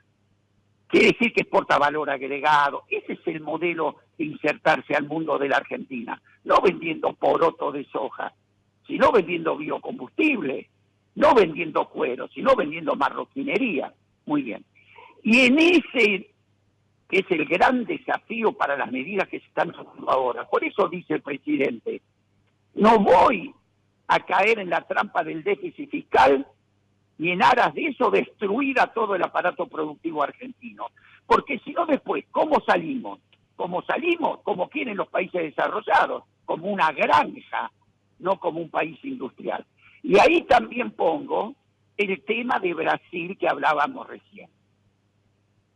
Si yo en la emergencia salgo a firmar cosas que después comprometen el desarrollo de la Argentina, lo que tengo que hacer es esperar para no abandonar ese proyecto de desarrollo. De eso fue lo que hablamos en Córdoba, eso fue a lo que yo me comprometí, que mi banco, según me lo ha dicho el presidente y Massa y todos los que me han ofrecido el cargo, no va a abandonar ese proyecto. Por eso estamos volviendo a atender a las pymes, aunque trae un trabajo enorme y todavía no estamos preparados como deberíamos, y salir de financiar a las grandes empresas que por lo general no necesitan del financiamiento de una banca de desarrollo nacional. Vasco, justamente estás diciendo el financiamiento y las pymes, una de las cosas que están reclamándole a los bancos son créditos a tasa cero. ¿Cómo lo ves eso? ¿Es posible?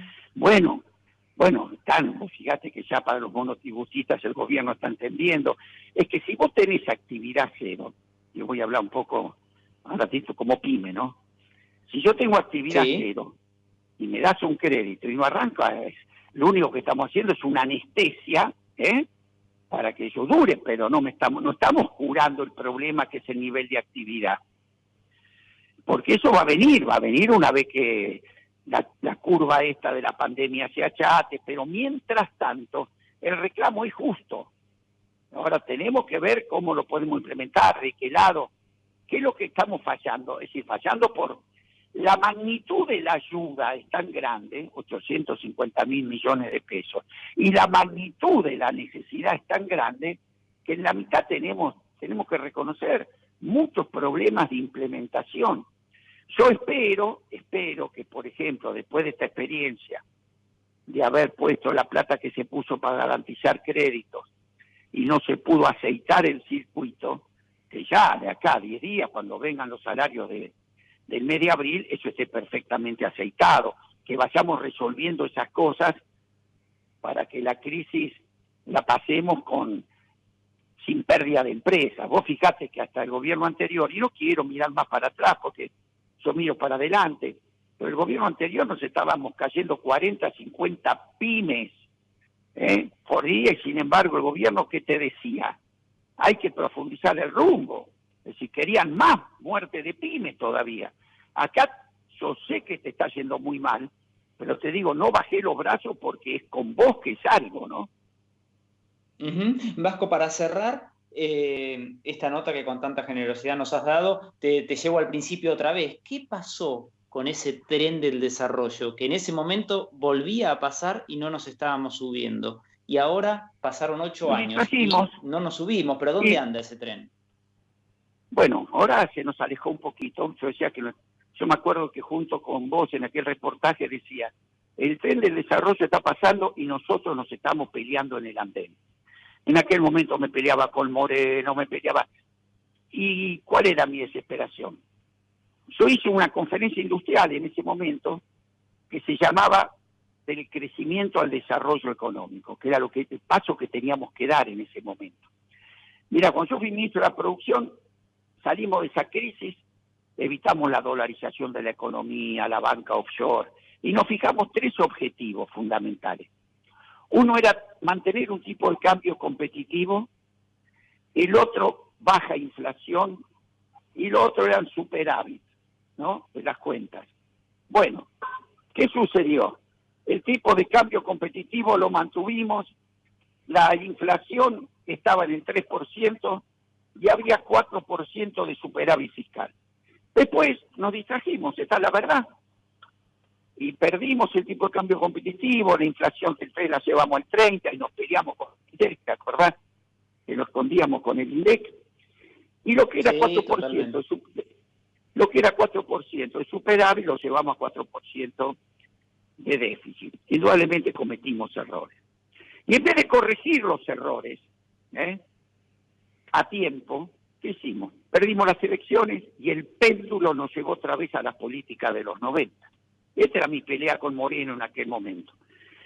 Es más, hice yo una conferencia industrial en el 2011 o 12 que se llamaba El péndulo argentino o el salto al desarrollo.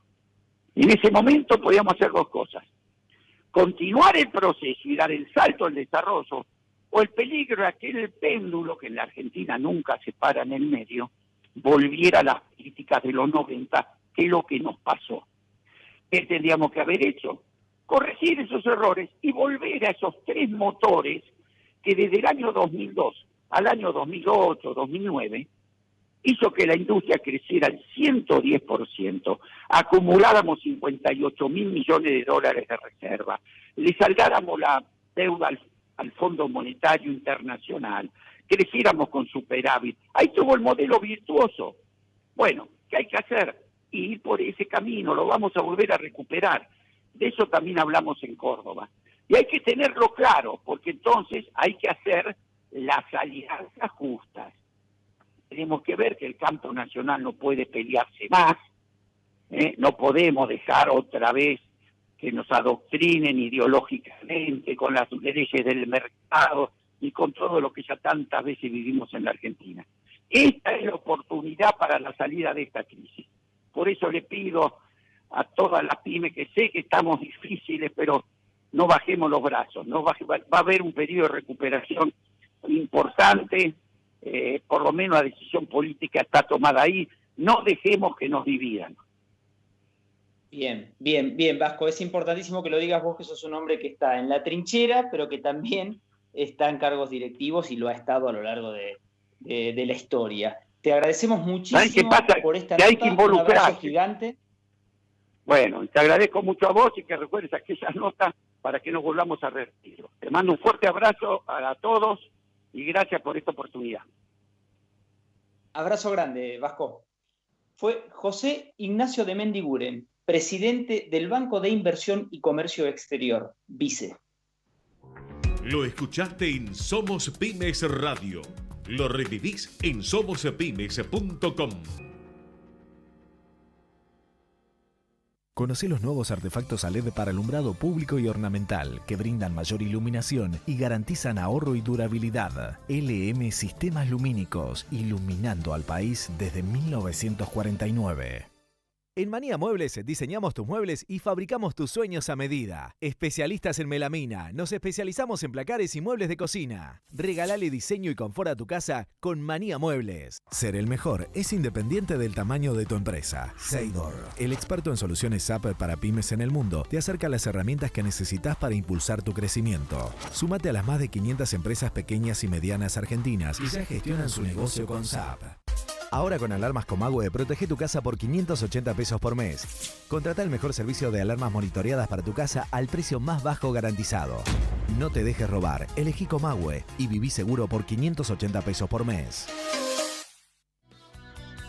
Vamos la radio, somos tu voz. Vamos con Eco, siempre la verdad y la mejor información. ¡Ay, pero qué tarde! ¿Qué se me hizo? Me tengo que apurar porque si no, no llego.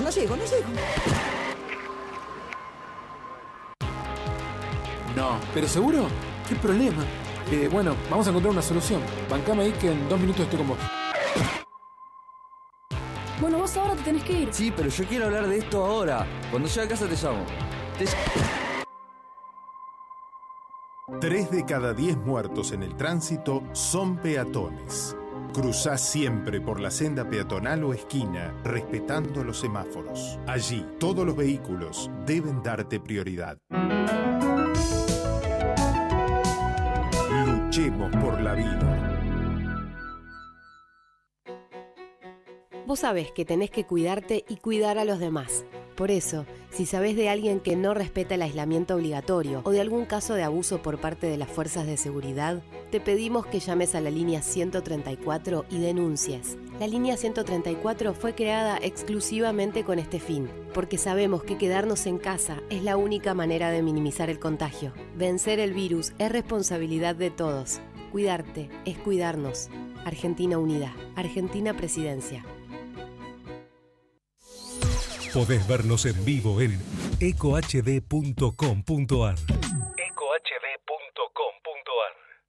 Conectate con nosotros. youtube.com/ecomedios1220. Estás escuchando Somos Pymes, con la conducción de Carlos Manzoni.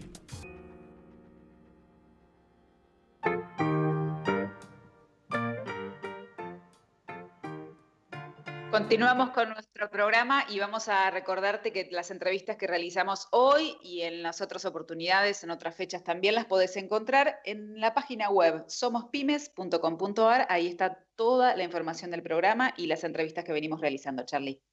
Perfecto, Ale, por si se perdieron algo. Ahí la pueden volver a escuchar. Vamos a ir ahora a otra nota. Vamos a hablar con Cristian Ritondo, que es presidente del bloque PRO de la Cámara de Diputados. Cristian, ¿cómo estás? Buenos días. Hola, ¿qué tal? Buen día. ¿Qué tal, Cristian? Gracias por atendernos. Bueno, qué tarea, ¿no? Presidente del bloque PRO de la Cámara de Diputados. ¿Cómo estás viviendo? ¿Qué se está tratando en este momento de pandemia, ¿no? ¿Cuál es la prioridad que por lo menos vos como presidente del bloque te has impuesto? Yo creo que hoy estamos viviendo dos problemas muy graves, la salud primero y la economía.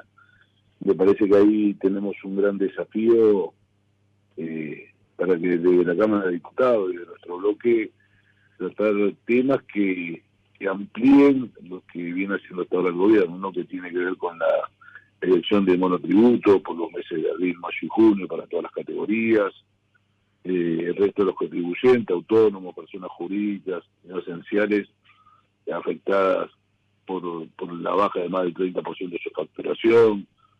La verdad es que no se le computa intereses por mora de pago de impuestos nacionales dentro de lo que fue del 20 de marzo hasta 90 días después del levantamiento del aislamiento, el funcionamiento como medida esencial de los bancos, que aquellos que pueden pagar impuestos tengan algún tipo de beneficio, porque el Estado también necesita que le ingrese el dinero, suspender por 180 días las ejecuciones fiscales. Me parece que, pensando en los que están afuera, que todavía no volvieron, que por lo menos se devuelva el impuesto país para los argentinos que están parados en el exterior. Me parece que hay muchos de los temas que estamos proponiendo tratar en esta semana, donde mañana vamos a tener una reunión con el presidente de la Cámara de Diputados para diagramar una futura sesión. Bien, bien, sí, son todos temas cruciales. Vos, Cristian, ¿cómo estás en este dilema o no dilema, como lo ven algunos, de salud o economía, salud y economía, salud solo? Yo creo que salud y economía no se dividen y primero está la salud, ¿no? Por eso decimos salud y economía. Entonces yo creo que las medidas sanitarias son las que hay que tomar, pero hay que prepararnos para este aislamiento y esta salida para preservar el trabajo formal, el funcionamiento de las empresas, porque después la profundización sobre una crisis social y económica son muy difíciles, ¿no? Y entonces en la Argentina esto genera nuevos pobres y ya sabemos lo que pasó en Argentina con las distintas crisis donde se han generado nuevos pobres. Después cuesta mucho que ingresen nuevamente al sistema laboral, al sistema formal. Me parece que esto es el gran desafío que tenemos, respetando el acuerdo absolutamente con que tienen todos los gobernadores, toda la visión sanitaria sobre el aislamiento. También tenemos que tener una mirada para ir saliendo de esta crisis económica, que no es nueva, veníamos castigados, pero que sin duda estos 36 días, 37 de aislamiento trajo consecuencias mucho más fuertes. Cristian, y bueno, como representante de la oposición y yendo más a por ahí poner la mirada más allá del coronavirus, ¿cómo crees que se va a encarar las reformas estructurales que tiene que hacer la Argentina, de las que venimos hablando mucho? Se habló en el gobierno anterior, se dijo que algunas no se pudieron hacer, no se quisieron o no se supieron. Bueno, ¿cómo ves que se puede reencauzar eso post-coronavirus? Mira, el coronavirus nos puede dar una oportunidad enorme si entendemos que podemos tratar algunos temas como se trató, lo sanitario, tratar lo económico. Yo solo decía al presidente en la última reunión que el desafío de un presidente que se rodeó de la política de oficialistas y opositores, científicos y médicos para tomar determinaciones sanitarias, lo podemos hacer después con lo que viene en la crisis social y económico. Tendremos una Argentina para poder discutir políticas de Estado sobre distintos temas, y ojalá así sea. No va a depender de nosotros solos y de nuestra voluntad, va a depender de que el oficialismo, principalmente, que tiene mayoría en el Senado y tiene de la primer minoría en la Cámara de Diputados, tenga la voluntad de hacerlo. Nosotros vamos a encontrar la voluntad de sentarnos a la mesa para salir juntos de esto, y creemos que esto es el diálogo y poder tener una plataforma común de discusión de temas donde todos podamos aportar. Yo creo que en la Argentina, lo que viene, nosotros queremos ser parte de los que lo escriban, parte de los que estén en la decisión, lógicamente nosotros de nuestro rol de oposición y ellos de su rol de gobernantes. Pero estamos para colaborar, para poner nuestras ideas, y entendiendo que hay, como bien preguntabas, reformas que no se hicieron y que van a ser muy importantes que hagamos acá en más. Bien, le voy a dar el paso a Lionel Paredes, que está con nosotros en esta mesa virtual. Cristian, para que te haga una pregunta a él también. Hola, Cristian, ¿cómo estás? Lionel Paredes te habla. Bien. Sí, Te quería hacer una pregunta, quería preguntarte si ustedes como oposición hoy en día le van a plantear al presidente o a los allegados armar una mesa de economistas, de diálogo, para poder, después de esta pandemia, a ver cómo recuperar las pymes realmente. O sea, si están analizando algo o yo se lo llevándole planteé, alguna propuesta. yo se lo planteé, bueno, algunas de las cosas que te decía al principio, ¿no? Que tenían las suspensiones fiscales, con un plan de pagos especiales para capital acumulado, la reducción para los impuestos a pagar si se pagan ahora, bueno, algunas de las cosas que te decía son propuestas concretas que hemos hecho como bloque y como interbloque en la Cámara de Diputados. Y al presidente en la última reunión yo le decía esto, ¿no? Que la visión de que junto con sanitaristas, con intendentes, con gobernadores de distintos colores políticos se tomaron medidas sanitarias importantes y que me parecía que la etapa que venía, yo hablaba del Consejo Social y Económico, el presidente me contestó que eso la idea era tenerlo para el futuro, pero que ahora íbamos a tener un día a día, entonces a ver qué instrumento donde distintos economistas puedan dar su visión, y más allá de los economistas también la política pueda dar su visión y poder tener políticas en común para salir de esta crisis. Y ojalá pueda ser así, ¿no? Cristian, por último, ¿vos tenés una estimación propia de cuánto puede extenderse la cuarentena? No, la verdad que esto, a ver, vemos lo que está pasando en el mundo y creo que día a día vamos teniendo una visión de cuánto tiempo. Yo digo, cuando fue el 18, 19 de marzo, empezamos con esto, todos creíamos que eran 15 días, hoy llevamos una buena cantidad de tiempo, he leído por ahí que son 70 días, pero no creo que llegue 70 días esto, pues son 70 días hasta que empieza la baja del contagio, así que esperemos que en Argentina todo el esfuerzo que han hecho los 44 millones de argentinos con su aislamiento, su esfuerzo personal, económico, que los chicos no vayan al colegio, los miedos con los cuales están viviendo la mayoría de los argentinos en contagiarse, en perder su trabajo, en ver que no puedan recuperar su pyme y su comercio, pueda salir rápidamente y nosotros estar a la altura de las circunstancias para tomar medidas que colaboren para no perder puestos de trabajo formales en Argentina ni empresas, ¿no? Para mí mantener la actividad en lo que viene y poder tener una recuperación económica, creo que eso va a ser un gran desafío de la dirigencia política en Argentina y la dirigencia económica. Bien, perfecto, Cristian. Y ahí ustedes, por supuesto, como oposición, lo repetimos, tienen un rol muy, muy importante. Te agradecemos mucho esta comunicación. Que tengas un buen domingo. No, muchísimas gracias igualmente para ustedes.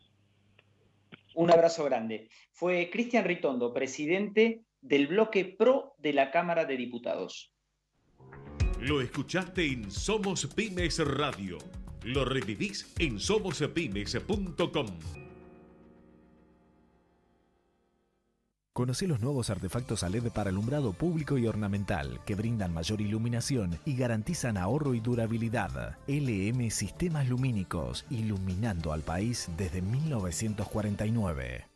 En Manía Muebles diseñamos tus muebles y fabricamos tus sueños a medida. Especialistas en melamina, nos especializamos en placares y muebles de cocina. Regalale diseño y confort a tu casa con Manía Muebles. Ser el mejor es independiente del tamaño de tu empresa. Seidor, el experto en soluciones SAP para pymes en el mundo, te acerca las herramientas que necesitas para impulsar tu crecimiento. Súmate a las más de 500 empresas pequeñas y medianas argentinas y ya gestionan su negocio con SAP. Ahora con alarmas Comahue, protege tu casa por 580 pesos por mes. Contrata el mejor servicio de alarmas monitoreadas para tu casa al precio más bajo garantizado. No te dejes robar, elegí Comahue y viví seguro por 580 pesos por mes. Estás escuchando a Carlos Manzoni en Somos Pymes Radio.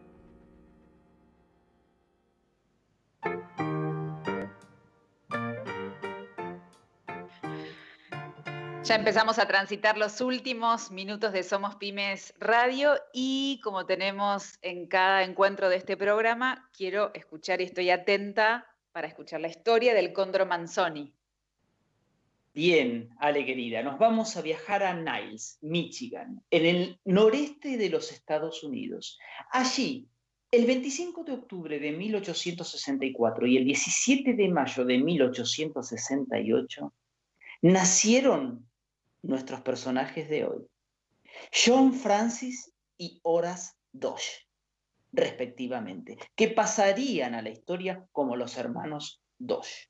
Su padre reparaba motores de botes, así que ellos dos crecieron trabajando a su lado en el taller y jugueteando un poco. Luego de mudarse de un lugar a otro, en 1886 la familia se estableció en Detroit. Allí, John y Horace tomaron trabajos en talleres mecánicos muy importantes, como Murphy's y Windsor. En 1896 se unieron con Frederick Evans y crearon las famosas bicicletas Evans y Dodge, que se volvieron muy especiales gracias a un genial invento de Horace, los rulemanes, que luego serían adoptados por toda la industria. Al poco tiempo, los hermanos Dodge volvieron a sus raíces maquinistas, vendieron su participación en la compañía que tenían con Evans y abrieron su propio taller de máquinas, donde comenzaron creando repuestos para estufas, pero rápidamente viraron hacia la fabricación de piezas de una industria que estaba a punto de explotar, la automotriz. Establecieron primero un pequeño taller de máquinas en una Detroit que ya empezaba a unir las grandes mentes industriales con la poderosa fuerza laboral que la convertirían en la capital automotriz del mundo. Más tarde se trasladarían a un lugar mucho más grande, donde llegarían a emplear 200 trabajadores. Pronto se ganaron la reputación de ser los mejores y empezaron a firmar contratos con grandes fabricantes de autos para crear motores, transmisiones y cuadros con ejes. Pero un día, amigos, un día golpeó a su puerta un interesado muy particular. Un hombre flaco, de traje, sombrero,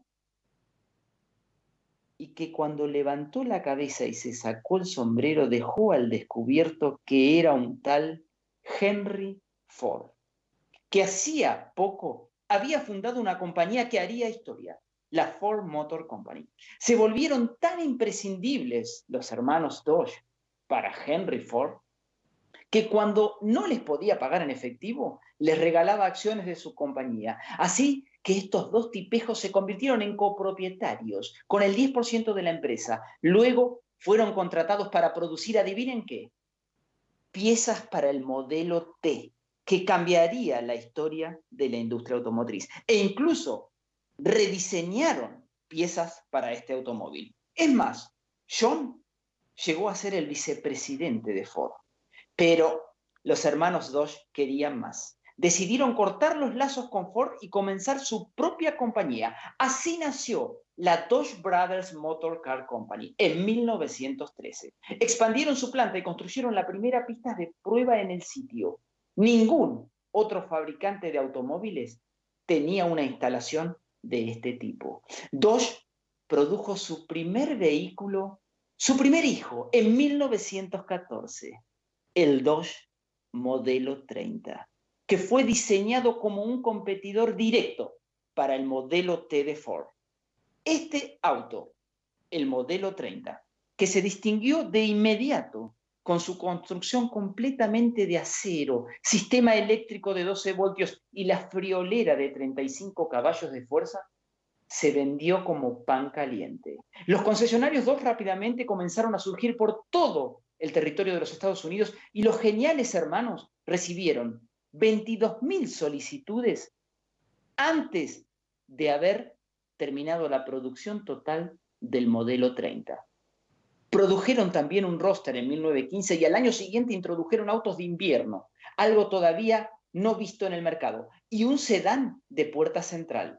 Comenzaron una campaña publicitaria con el eslogan "Habla por sí mismo" e inventaron, escuchen esto, inventaron la palabra confiabilidad, que pronto se agregó al diccionario. Dodge vendió 150 autos al ejército de Estados Unidos en 1916, ya en la Primera Guerra Mundial, recordemos, y desarrolló un camión que se usaría como ambulancia militar al año siguiente. Ese diseño sirvió como modelo para un camión comercial que, adivinen qué, se volvió muy exitoso. Continuaron con la gran expansión en los años siguientes, agregando nuevos vehículos y extendiéndose en mercados externos. Ganaron millones de dólares con la venta de acciones y dividendos de Ford, pero sobre todo con la comercialización de sus propios vehículos, algo que los posicionó como los segundos fabricantes de autos en el mercado, solo superados por Ford. Aquellos dos chicos de Niles, que habían crecido ayudando a su padre en el taller, se habían convertido en los más prestigiosos creadores de autos de su época. Su empresa era la segunda fabricante de automóviles en los Estados Unidos y sus modelos se vendían de a miles. Estaban en su mejor momento, tocando el cielo con sus rulemanes, pero siempre hay un pincelazo que te corta la correa de distribución. ¿Qué pasó? A John se le antojó visitar en 1919 la Exposición Auto Show de Nueva York, en el que sería el primer salón del automóvil después de la Gran Guerra. Pero escuchen esto, que se toca con lo que nos está pasando en la actualidad. Justo en esa época, la ciudad estaba asolada por una pandemia de influenza, conocida como gripe española, y que hasta el día de hoy se considera uno de los brotes de enfermedad más mortales de la historia. Ahí mismo, John se contagió y cayó gravemente enfermo. Su hermano, Horace, fue a verlo. Se sentó junto a su cama y también se enfermó. En pocos días, el 14 de enero de 1920, John murió. Solo 4 meses después, el 17 de mayo de 1920, su inseparable hermano lo siguió hasta la tumba. Se terminó así, a los 55 y 52 años respectivamente, la historia de dos de los más grandes genios de la industria automotriz. Dos hombres que crearon una marca que perdura hasta el día de hoy. Ay, terminaron juntos encima los hermanos. Estas historias siempre me dejan un poco asustada, pero por suerte voy a preguntarte ahora si existió alguna versión, algún personaje similar allí en Céré. Había 2 hermanos también, un poco menos geniales que los hermanos Dodge, pero estaban. Los hermanos Zavala, Tocho y Nani Zavala. A Tocho le decían iglesia abandonada porque no tenía cura, y a Nani le decían camión viejo porque ya daba lástima cargarlo. Habían heredado allá por los años 80 el taller mecánico del padre y se las rebuscaban arreglando algo. Siempre alguna cosa le llevaban, como a los hermanos Dodge. Era un galpón que, más que un galpón, era un amasijo de fierros oxidados, autos eternamente desarmados y chapas, todo bien condimentado, Ale, con aceite y grasa al por mayor. No podían faltar los almanaques, eran hinchas de Boca, así que Boca campeón, por en aquella época del 62, imagínenselo ustedes con el Tarzán Roma.